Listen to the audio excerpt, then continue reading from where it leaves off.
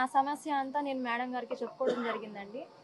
నాకు CM sir కూడా, Chandrababu Naidu sir కూడా మాట్లాడారు, పవన్ కళ్యాణ్ సార్ కూడా మాట్లాడారు.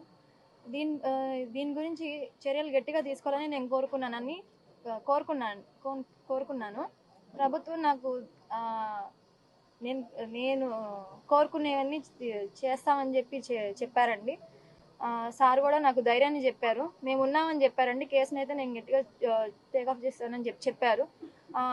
అతన్ని అయితే బయటికి రానివ్వండి అని చెప్పారండి. నాకు జరిగిన అన్యాయంలాగా మీరు చూపించండి, దీన్ని రాజకీయంగా కులంగా చేయకండి దయచేసి. అది నాకు ఇబ్బందిగానే ఉందండి, మీరు అలా చేయడం కూడా నాకు అలానే ఇబ్బందిగా ఉంది. నేను ప్రతి వాళ్ళకి చెప్పేది ఒకటేనండి, దీన్ని రాజకీయంగా కులపరంగా కానీ చేయొద్దండి.